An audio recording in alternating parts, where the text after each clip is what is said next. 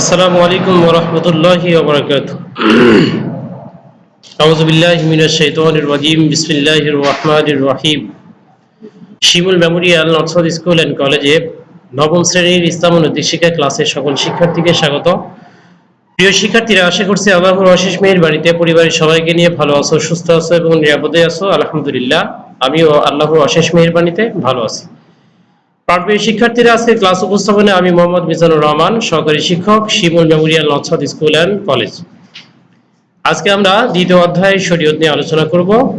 আজকে আলোচনা শেষে আমরা যে বিষয়গুলো সম্পর্কে জানবো সেগুলো হলো ইসলামের ভিত্তি সম্পর্কিত হাদিস সম্পর্কে অবগত হতে পারবো, দানশীলতা সম্পর্কিত হাদিস সম্পর্কে ব্যাখ্যা করতে পারবো, বৃক্ষরোপণ সম্পর্কিত হাদিস সম্পর্কে বর্ণনা করতে পারবো। সুপ্রিয় শিক্ষার্থীবৃন্দ, তাহলে আজকে আমাদের আলোচ্য বিষয় ইসলামের মূল ভিত্তি। ইসলামের মূল ভিত্তি সম্পর্কিত হাদিসের অনুবাদ, ব্যাখ্যা ও শিক্ষা, দানশীলতা সম্পর্কিত হাদিসের অনুবাদ, ব্যাখ্যা ও শিক্ষা, বৃক্ষরোপণ সম্পর্কিত হাদিসের অনুবাদ, ব্যাখ্যা ও শিক্ষা। প্রিয় শিক্ষার্থীরা, আজকে আলোচ্য বিষয় তোমরা খুব দ্রুত খাতায় উঠিয়ে নাও। চলো আলোচনায় চলে যাই। শুরুতে আমরা আলোচনা করব ইসলামের ভিত্তি সম্পর্কিত হাদিস। এখানে ইসলামের মূল ভিত্তি সম্পর্কে আমরা জানতে পারি যে ইসলামের মূল ভিত্তি হলো পাঁচটি। সেগুলো কি? কালিমা, সালাত বা নামাজ, রোজা বা সাওম, হজ এবং যাকাত।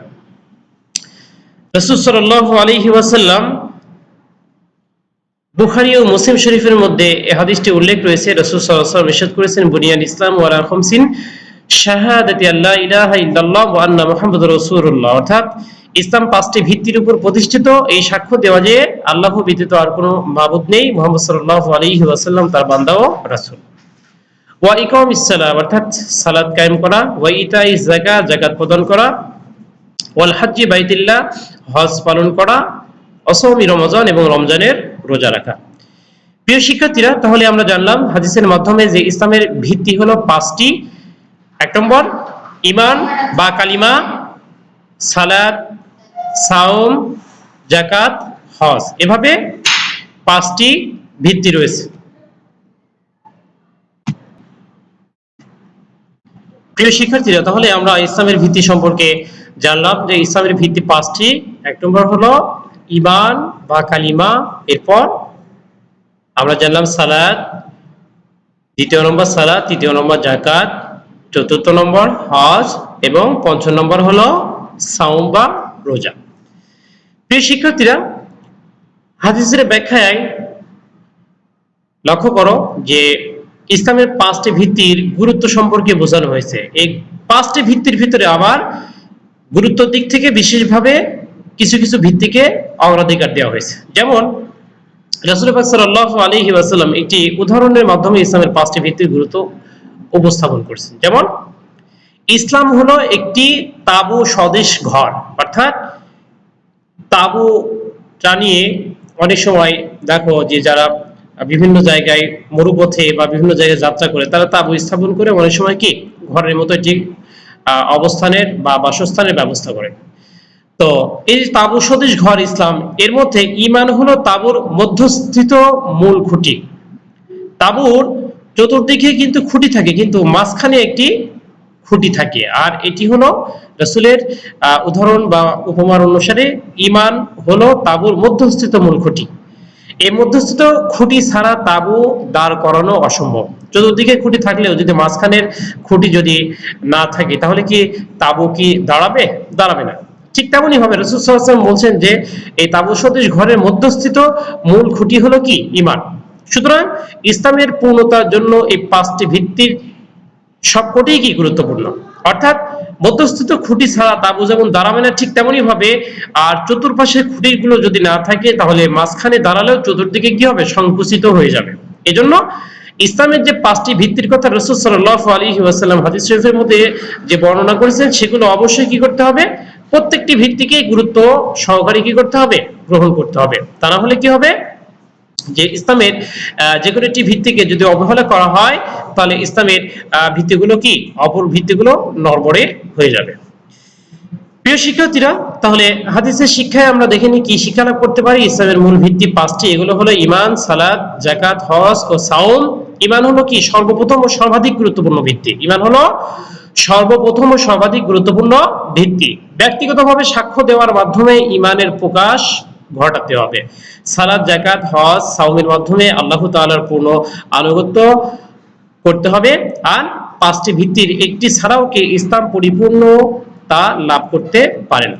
এজন্য অবশ্যই কি করতে হবে? পাঁচটি ভিত্তিকে গুরুত্ব দিতে হবে, পাঁচটি ভিত্তির উপরে পরিপূর্ণ বিশ্বাস স্থাপন করতে হবে।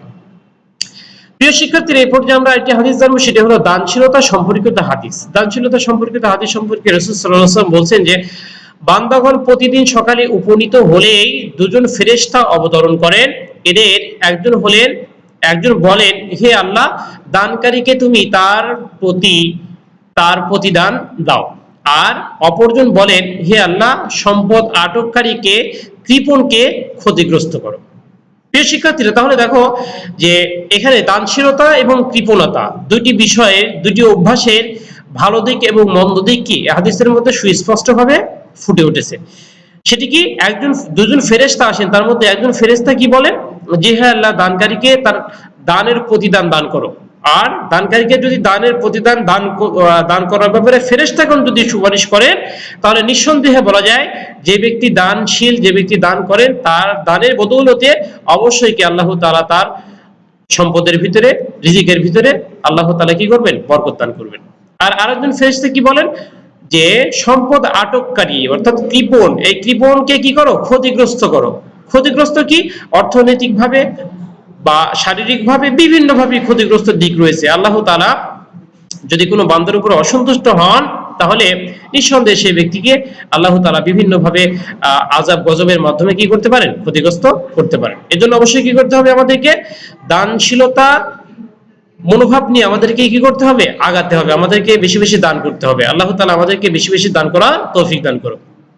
প্রিয় শিক্ষার্থীরা, আল্লাহ তাআলা সন্তুষ্টির জন্য খরচ করা ও দানশীলতা কি অত্যন্ত মূল্যবান বা পুণ্যময় কাজ। এতে কি সম্পদের বরকত লাভ হয়। আসমানের ফেরেশতারা প্রতিদিন সকালে তার পক্ষ থেকে কি আল্লাহ তাআলার নিকটে দোয়া করেন।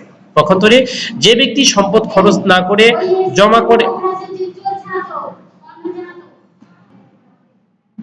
প্রিয় শিক্ষার্থীরা, তাহলে আমরা জানলাম যে প্রতিদিন সকালে তার পক্ষ থেকে আল্লাহ তাআলার নিকটে কি দোয়া করেন। আসমানে ফেরেশতারা দানশীল ব্যক্তির জন্য দোয়া করে থাকেন। আর কৃপণ ব্যক্তি, যে ব্যক্তি সম্পদ খরচ না করে জমা করে রাখে, কৃপণতা করে, তার সম্পদ কোনো কাজে আসে না, এতে কোনরূপ কি কল্যাণ ও বরকত নেই। আসমানে ফেরেশতারাও কি তার প্রতি বদদোয়া করে থাকেন। দুনিয়া ও আখিরাতে কি সে ক্ষতিগ্রস্ত হয়ে থাকে। প্রিয় শিক্ষার্থীরা, এজন্য অবশ্যই কি করতে হবে? আমাদেরকে দানশীল হতে হবে। হাদিসের শিক্ষা অনুযায়ী আমরা জানতে পারলাম যে দানশীলতা হলো মহৎ গুণ। দানশীলতা কেমন গুণ? দানশীলতা হলো মহৎ গুণ। দানশীল ব্যক্তির জন্য ফেরেশতাগণ দোয়া করে থাকেন। আল্লাহ তাআলা দানশীল ব্যক্তিকে উত্তম প্রতিদান দিয়ে থাকেন। কৃপণতা নিন্দনীয় কাজ। কৃপণ ব্যক্তি সর্ব অবস্থায় কি ক্ষতিগ্রস্ত হয়ে থাকে। প্রিয় শিক্ষার্থীরা, বৃক্ষরোপণ সম্পর্কিত হাদিস আমরা এটি জানি যে রাসূল সাল্লাল্লাহু আলাইহি ওয়াসাল্লাম বলছেন যে, কোনো মুসলিম বা মুসলমান যদি বৃক্ষরোপণ করে কিংবা কোনো ফসল আবাদ করে, এরপর তা থেকে কোনো পাখি, মানুষ বা চতুষ্পদ জন্তু কিংবা কিছু ভক্ষণ করে, তবে তা তার জন্য কি সদকা হিসেবে গণ্য হবে। তাহলে এখানে লক্ষ্য করো যে যদি কোনো মুসলমান যদি কোনো বৃক্ষরোপণ করে কিংবা কোনো ফসল আবাদ করে, এরপর তা থেকে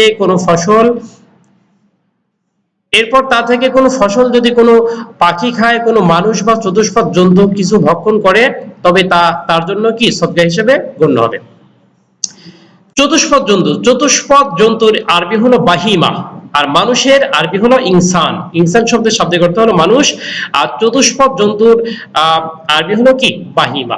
প্রিয় শিক্ষার্থীরা, তাহলে আমরা জানলাম যে বৃক্ষরোপণের উপকারিতা। এখন আমরা হাদিসের ব্যাখ্যা যদি আমরা দেখি, তাহলে বলতে পারি বা জানতে পারি যে আর্থসামাজিক উন্নয়ন ও পরিবেশ রক্ষায় গুরুত্বপূর্ণ বর্ণনায় কি হাদিসটি বিশেষভাবে উল্লেখযোগ্য। আর্থসামাজিক উন্নয়ন ও পরিবেশ রক্ষা বলতে কেন, যে দেখো যে কোনো দেশের যদি ভূমি যদি চাষাবাদহীন হয়ে পড়ে থাকে, তাহলে কি অর্থনৈতিকভাবে তারা ক্ষতিগ্রস্ত হয়, আর্থসামাজিক উন্নয়ন করা সম্ভব নয়। ঠিক তেমনি ভাবে যদি পরিবেশের ভারসাম্য রক্ষা করতে চায়, তাহলে গাছপালা, আমাদের কৃষি যে আবাদগুলো আছে সেগুলো আমাদের কি করতে হবে? করতে হবে। কেননা পরিবেশের ভারসাম্য রক্ষায় কৃষি কি গুরুত্বপূর্ণ ভূমিকা পালন করে থাকে। দেখো যে গাছপালা কিভাবে আমাদেরকে বিভিন্নভাবে সুবিধা দিয়ে থাকে। গাছপালা থেকে ফল পাই, গাছপালা থেকে আমরা কাঠ, অক্সিজেন আমরা পেয়ে থাকি। এছাড়াও বিভিন্ন পশু পাখির খাদ্যের একটি অংশ কি গাছপালা। এছাড়াও এই বৃক্ষরোপণ সম্পর্কে দেখো, যে কোনো ব্যক্তি যদি কোনো গাছ লাগায়, সেই গাছে যদি কোনো পাখি বা কোনো পশু যদি বসে সে ফল খায়, সেটিও কি তার সদকা হিসেবে গণ্য হবে। এজন্য কি করতে হবে, আমাদের আর্থসামাজিক উন্নয়ন, আমাদের পরিবেশের ভারসাম্য রক্ষা, আমাদের নিজেদের প্রয়োজন পূরণ, এবং যদি মানুষের উপকার, গাছের ছায়া মানুষকে যদি আমরা বিশ্রাম নেওয়ার সুযোগ করে দিতে চাই, যদি পশু পাখির খাদ্যের উৎস হিসাবে তৈরি করতে চাই, অবশ্যই আমাদের কি করতে হবে, বৃক্ষরোপণ করতে হবে। হাদিসের শিক্ষা, বৃক্ষরোপণ পুণ্যের কাজ। বৃক্ষরোপণের দ্বারা মানুষের আর্থিকভাবে লাভবান হয়, পরিবেশ সংরক্ষিত হয়, পাশাপাশি কি আখিরাতেও কি প্রতিদান পাওয়া যায়। নবী সাল্লাল্লাহু আলাইহি ওয়াসাল্লাম আমাদের বৃক্ষরোপণের প্রতি উৎসাহ প্রদান করেছেন। মানুষের উৎপাদিত ফল, ফসল, পশু পাখি ও অন্য মানুষেরও কি হক রয়েছে। বৃক্ষরোপণ একটি কি সদকা হিসেবে আবাদকারীর আমল নামায় কি লেখা হয়। প্রিয় শিক্ষার্থীদের জন্য অবশ্যই কি আমরা বৃক্ষরোপণ করব। প্রাণপ্রিয় শিক্ষার্থীরা, তাহলে আমরা দীর্ঘ সময় আলোচনা করলাম। এই পর্যায়ে তোমাদের জন্য মূল্যায়নের পালা। মূল্যায়নের প্রশ্নে তোমাদের ক নম্বর রয়েছে, ইসলামের ভিত্তি কতটি? ইসলামের ভিত্তি হলো 5টি। ইসলামের তৃতীয় ভিত্তি কোনটি? ইসলামের তৃতীয় ভিত্তি হলো কি যাকাত। গ নম্বর, দানশীল কেমন গুণ? দানশীলতা হলো মহৎ গুণ। বাহিমাতুন শব্দের অর্থ হলো চতুষ্পদ জন্তু। ইসলামের সর্বপ্রথম ও সর্বাধিক গুরুত্বপূর্ণ ভিত্তি কোনটি? ইসলামের সর্বপ্রথম ও সর্বাধিক গুরুত্বপূর্ণ ভিত্তি হলো ঈমান।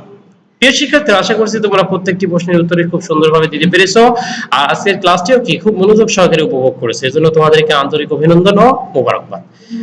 প্রিয় শিক্ষার্থীরা, তাহলে আজকের ক্লাসের উপর আগামী দিন তোমাদের টপলেস না হবে, তোমাদের জন্য পড়া থাকছে দ্বিতীয় অধ্যায়ের পাঠ 13 থেকে 15। আশা করছি তোমরা টপলেসটি বাসায় সুন্দরভাবে অধ্যয়ন করবে, অধ্যয়ন করে সেই অনুপাতে তোমরা খাতা লিপিবদ্ধ করবে। প্রিয় শিক্ষার্থীরা, তাহলে আলোচনা শেষ পর্যন্ত সকলের সুস্বাস্থ্য দীর্ঘায়ু কামনা করে আজকের মতো এখানে বিদায় চাচ্ছি। ওয়াখির দাওয়ানা আলহামদুলিল্লাহি রাব্বিল আলামিন। আসসালামু আলাইকুম ওয়া রাহমাতুল্লাহি ওয়া বারাকাতুহু।